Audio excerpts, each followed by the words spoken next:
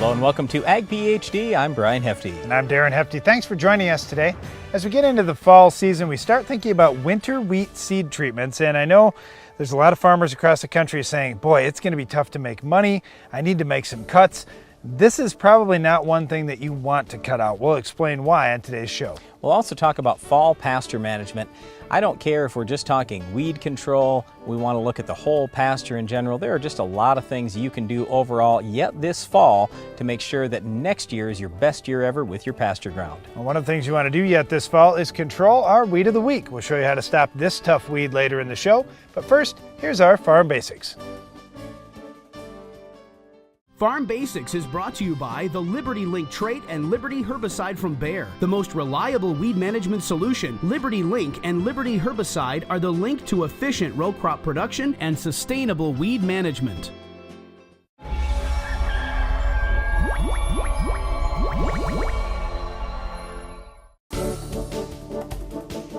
During our Farm Basics time today, we're going to talk about fertility management in your garden, in your lawn, in your shelter belt. Some of these small areas, yeah, they're not a lot of acres or anything, but you know what? Around your place, you want it to look nice. You want your garden to be the best. The key is fertility, and that's why it's our topic today. I'm going to start with the yard, and here's a thing for me, just for my own yard. Last fall, I had one of my sons go out, pull soil samples in the yard.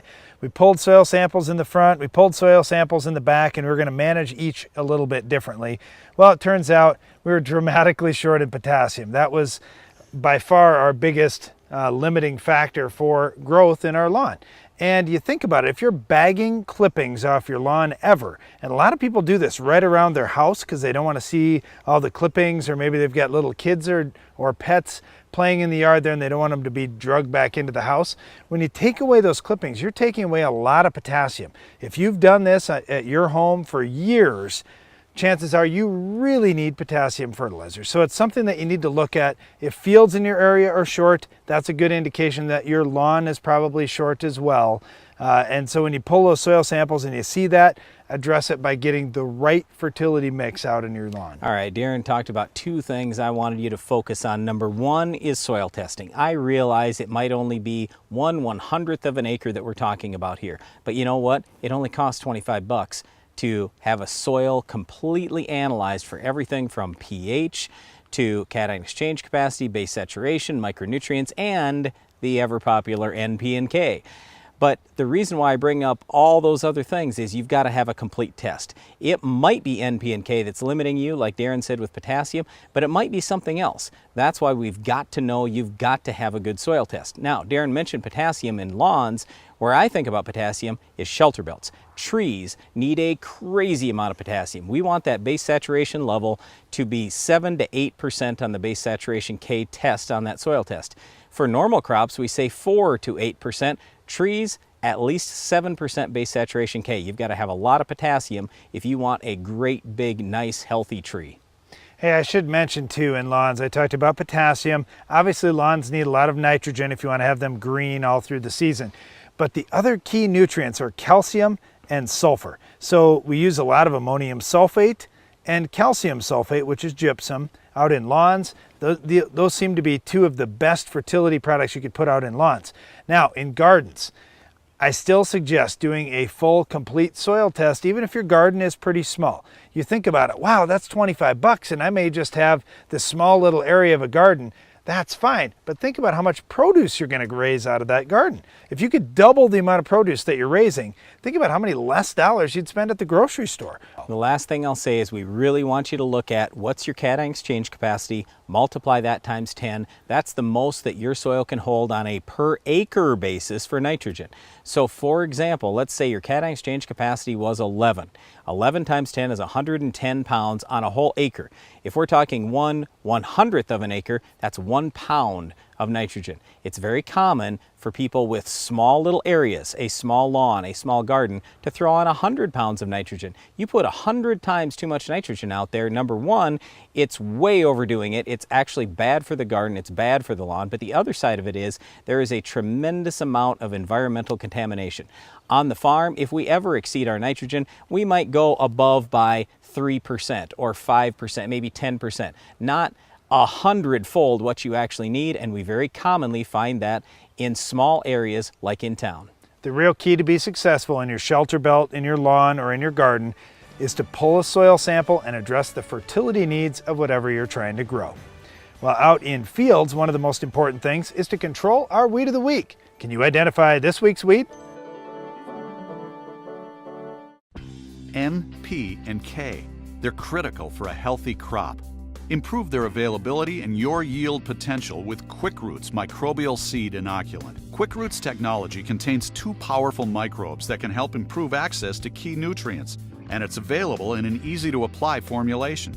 Simply mix it directly into your dry planter box and your seeds will be covered. Learn more at monsantobioag.com/quickroots. The main goal of harvest today is to get what you harvest.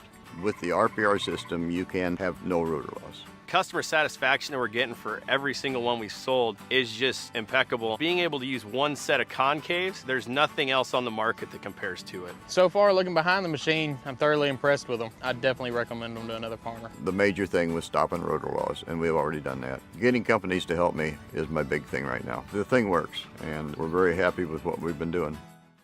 Take a look inside any rotary combine, and you'll find single rotor technology.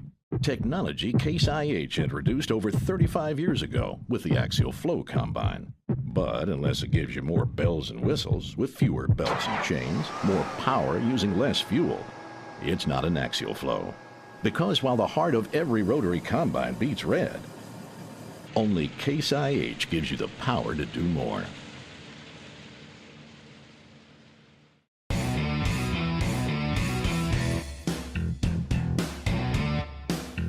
Leading the charge in strip tillage for more than a decade, the Soil Warrior brings the future to your farm today. Invisible, invasive, underestimated. Nematodes are stealing over 10% of yields, and current protection methods aren't enough. But a new seed treatment technology controls nematodes before they attack. Introducing NemaStrike technology. It provides broad spectrum control from the start and stays in the root zone as plants grow. Take back your bushels with NemaStrike technology. Strike where nematodes attack. We started utilizing the Dual React system this year. You can adjust your speed and it automatically adjusts your sprayer tips. So you can slow down and you aren't building up huge droplets, or you can speed up and you're not throwing a mist that's drifting. Hypro, helping you spray better.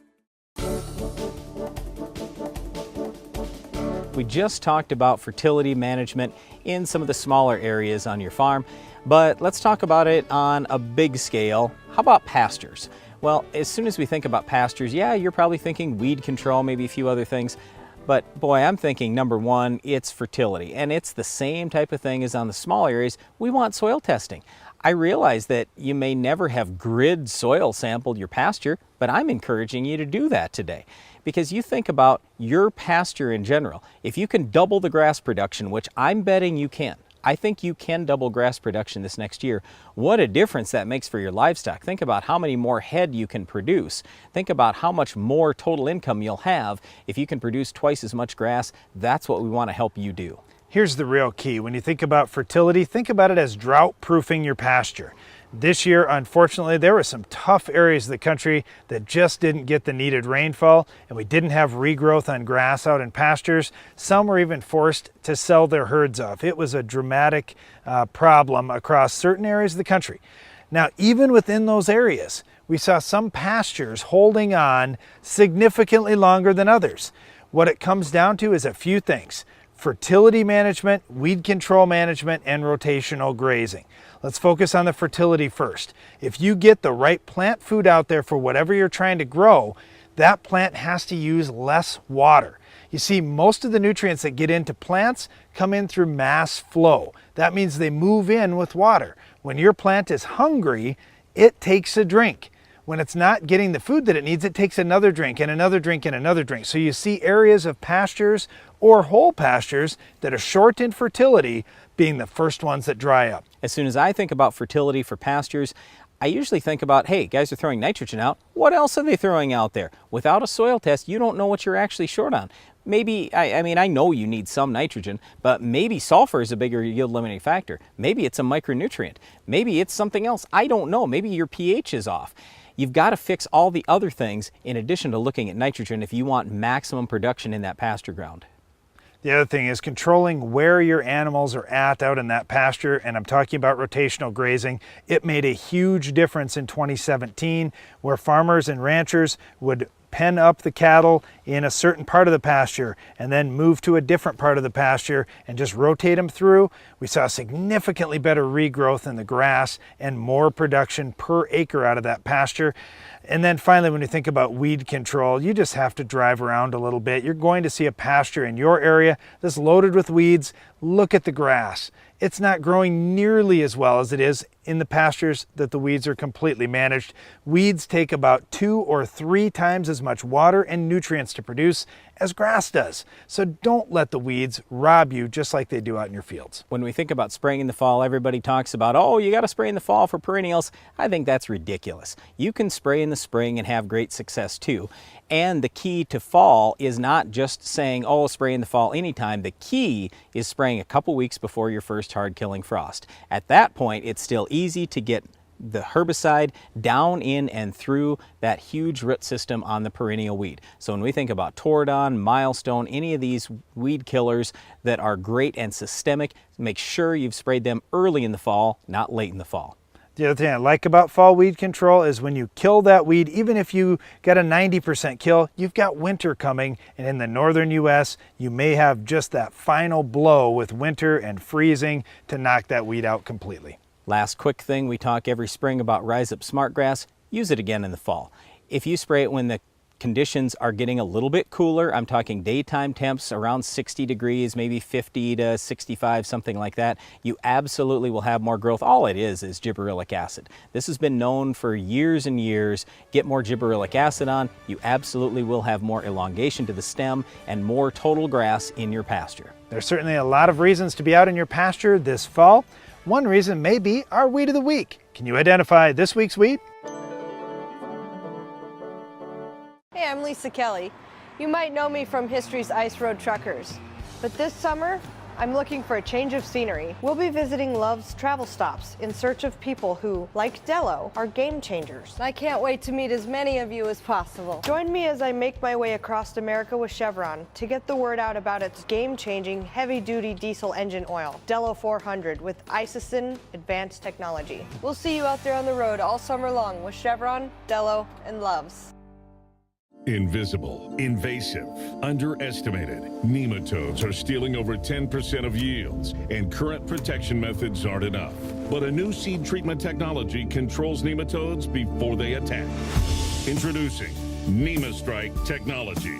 It provides broad spectrum control from the start and stays in the root zone as plants grow. Take back your bushels with NemaStrike technology. Strike where nematodes attack.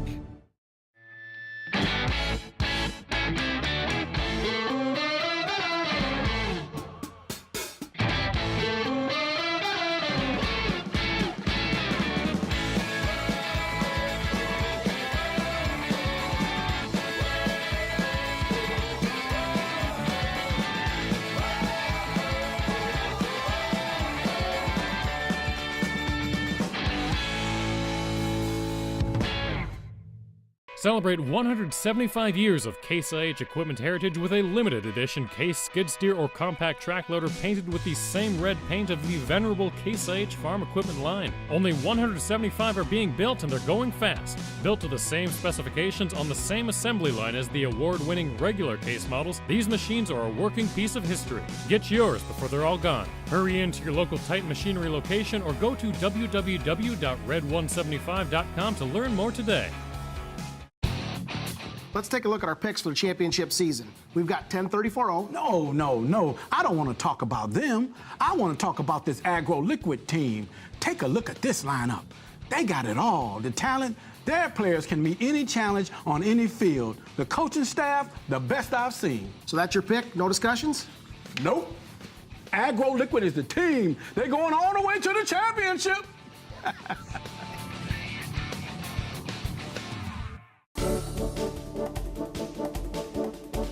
you want more bushels of wheat this coming year, one of the most important things you can do is to use a wheat seed treatment.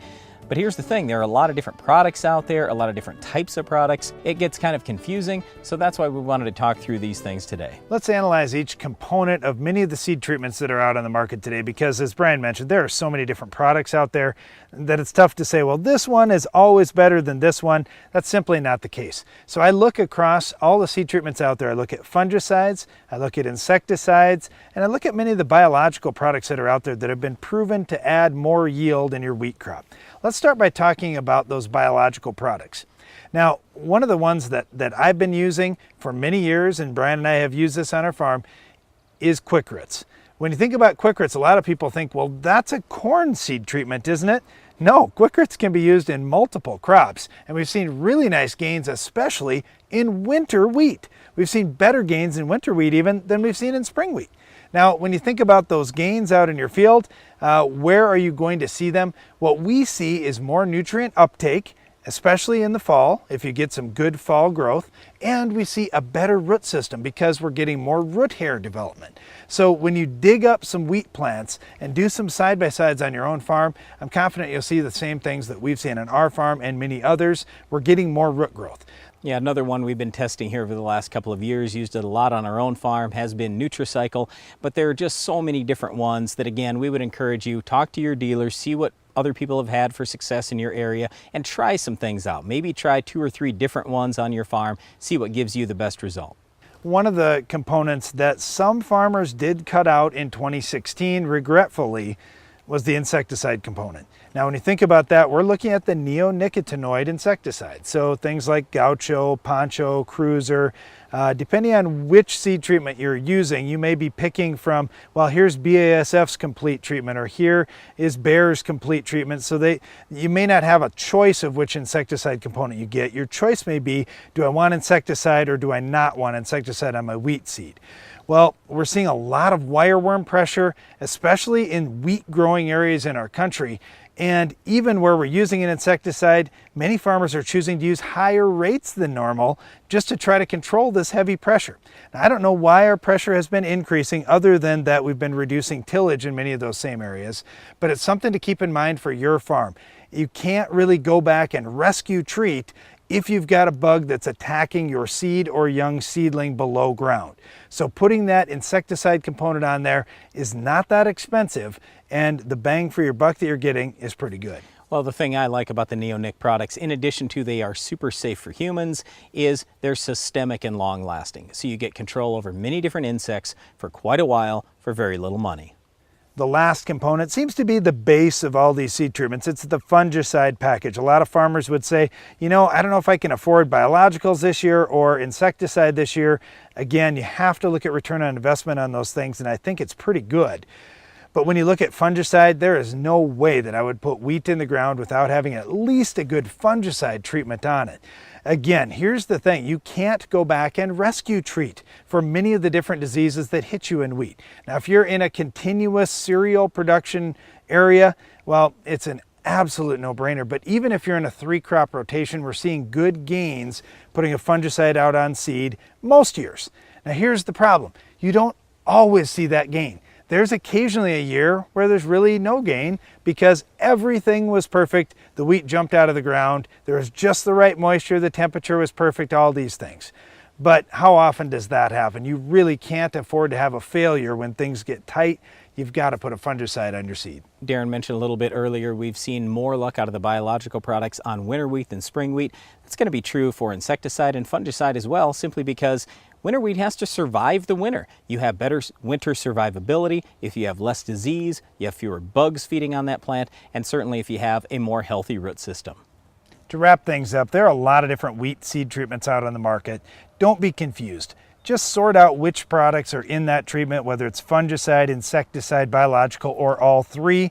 There is a pretty good return on investment being shown over years of study and millions of acres. So do take a look at those. I would not consider cutting them from my farm. We did talk about the differences in biologicals. There are absolute differences there. When we talk fungicide and insecticides, there isn't an enormous difference. Yes, just make sure you check the label so you get control of the disease you want.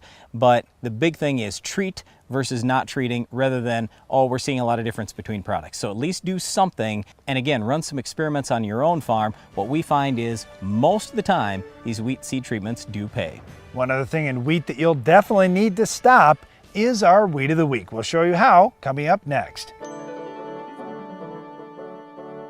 The Weed of the Week is sponsored by the Enlist Weed Control System from Dow AgroSciences, a new herbicide and trait system that will build on glyphosate. Farming isn't just in the land, it's in you. Take control of weeds like never before. Enlist builds on the Roundup Ready system, combining proven control of a new 2,4-D and glyphosate in Enlist Duo herbicide. Protect what matters without changing the way you farm. Talk to your seed or crop protection supplier today.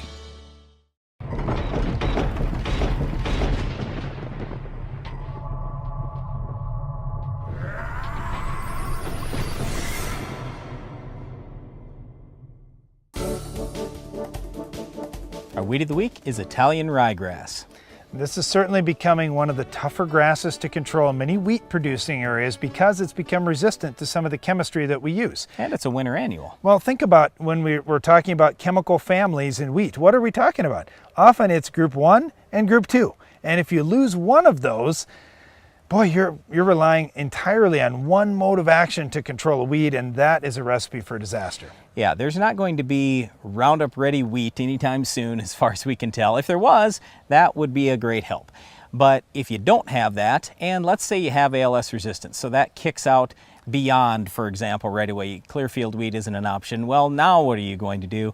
There is Zidua now that is labeled, and I'm not going to tell you that it's great, okay? It's a group 15. It's similar to Outlook, Dual, Harness, those types of products, but at least that could give you early season suppression. There are farmers that we talked to on the Ag PhD radio show that say, I was about ready to quit raising wheat until Zidua came out. It made that much of a difference because I finally had an option with Italian ryegrass. Yeah, again, it's not going to be perfect, but at least Zidua does have some decent suppression on Italian ryegrass. The whole thing here is it's a winter annual. So if you see any in the fall before you're seeding the winter wheat, you've got to get that burned down 100%. Start with tillage, start with Roundup. Do something to make sure you're going into your seeding with absolutely no Italian ryegrass there. The other thing is crop rotation. Whenever possible, if you can rotate to other crops where you can do a great job on Italian ryegrass, that's an awesome way to knock back that level of pressure so any of these options that we're talking about today can work that much better. Yeah, because in soybeans, it's real easy to take Italian ryegrass out. We've got Roundup post-emerge. We have all the volunteer corn killers, the grass herbicides post-emerge. You've got Treflan, Sonalan, and Prowl pre-emerge. Plenty of things to kill Italian rye. Any broadleaf crop. If you can get to a broadleaf crop, You've got lots of grass-killing options that can stop this weed. Yep, if I think about corn, there too, I've got the group 15s I can use pre, I've got ALS products I can use post, or Liberty or Roundup depending on the trait. There's a lot of different ways you may try to stop our Weed of the Week Italian ryegrass on your farm. Don't wait though. It's a winter annual. It's going to be getting a start very soon. Well, that's it for our Weed of the Week, but stay tuned. Iron Talk is coming up next. We love the quality, we love the construction. We're looking forward to working with Morton in the future. They have this down to a science. They know exactly what you want. They know how to make it happen. It's an easy process. I would definitely recommend Morton. From the first time I met the salesman to the last nail that the crew put in, it has been a positive and professional experience. I'm so happy I found Morton because they just make the job so easy. Find the building of your dreams at mortonbuildings.com. Are you looking for an easy way to apply dry powdered products to your stored grain? Do you want to use the applicator recommended by industry leaders for products like Diacon D and other dry powder products? Changing Time CT applicators successfully apply a diversity of products quickly, easily, and accurately. The innovative CT applicators are designed to give you the most accurate application of products such as talc, inoculants, fertilizers, and other dry products. For commercial use or on the farm, you need the applicator industry leaders are using. CT applicators for the changing times. And now we have Jenny in the field talking with Farmer Dave. Dave, your orchard looks amazing. How is your season shaping up? Well, I'm using the starting lineup that my agro-liquid coach suggested through my irrigation system. The trees have gained measurable girth. Everything's looking really good. I'm on track to get my fruit to the market a full week ahead of my neighbors. So you're feeling good about finishing up this season? Absolutely. AgroLiquid is my championship team. Invisible, invasive, underestimated. Nematodes are stealing over 10% of yields, and current protection methods aren't enough. But a new seed treatment technology controls nematodes before they attack. Introducing NemaStrike technology. It provides broad spectrum control from the start and stays in the root zone as plants grow. Take back your bushels with NemaStrike technology. Strike where nematodes attack. Introducing the SoilMax ZD48, the newest addition to the SoilMax Gold Digger lineup. The first plow designed for smaller class tractors, the ZD48 has been tested on tractors weighing between 10,000 and 16,000 pounds with excellent results. Designed for row crop farms, vineyards, irrigation, and specialty crop farms. The SoilMax ZD48 will install tile up to 48 inches deep, as well as install 3 or 4-inch tile. The ZD48 truly opens up the world of tile installation to more farms than ever before. Iron Talk is brought to you by Case IH.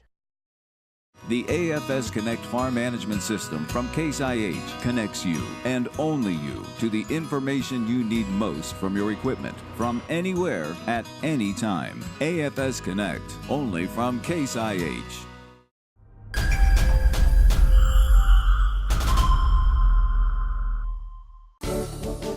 How much do you really know about grease? With a few of the basics, here's this week's Iron Talk. First of all, what is grease made of? Grease is largely made up of oil. The oil serves as the primary lubricant in the grease in most situations. For this reason, grease is really not just grease. There can be a tremendous difference between the amount of oil and the types of oil used in making different types of grease. In addition to oil, there are thickeners and additives. The thickeners act much like a sponge does with water. Thickeners in grease hold the oil and release it as pressure dictates that lubrication is needed. In storage, it's very common to see some of the oil come out of the solution in the grease and settle at the top. This is normal and really shows some of the same activity that the grease will undergo as it's in use. The thickeners can also pull the oil back in to some degree as the machine they're lubricating is cooling down and not in use. The proper storage and use of grease is something that seems basic, yet a visit to a number of farm or mechanical shops will quickly reveal areas where improvement can be made. First, storage. Grease tubes should be stored upright and kept off the floor. This helps maintain a consistent temperature and also keeps the oils from bleeding out of the grease. Bulk grease should be kept in well-marked original containers and protected from contamination. Second, the usage of grease. My dad was pretty fussy and growing up gave some good instruction on a number of things. When we grease things, the grease on the outside of the zerk is designed to keep dirt and contamination out. So it's a good idea to leave a little bit. However, cleaning that zerk off before adding more grease is also important. The grease gun needs to be cleaned as well, so no dirt is introduced in the greasing process. Over-greasing is another common problem. For this, we simply recommend following the manufacturer's recommendations to avoid problems. Grease seems like a boring but necessary thing for farm equipment. However, following these tips can help you get more out of the grease that you're using and longer life out of your equipment as well. That's all for today's Iron Talk, and now back to the show. Closed captioning for Ag PhD is sponsored by Norwood Sales. The Quick Belt from Norwood Sales is your all-around grain handling solution. Our conveyor-based system uses an 18-inch belt and a 10-inch tube, which minimizes seed damage while moving more than 10,000 bushels an hour. Keep your grain and your farm moving with the Quick Belt from Norwood Sales. That's our time for today's show, but before we go, we want to invite you to tune in to the Ag PhD radio show. We're on Sirius XM channel 147 each weekday at 2 p.m. Central. And don't miss the next Ag PhD TV show. We'll have another Weed of the Week, Farm Basics, Iron Talk, and a whole lot more. I'm Darren Hefty. And I'm Darren Hefty. Thanks for watching Ag PhD. A healthy soil helps to keep our air and water clean while providing a medium for productive crops, pastures, and shelter belts. It takes good management practices and care to accomplish this. To learn more about how farmers are improving the health of their soils, visit the Responsible Nutrient Management Foundation at rnmf.org.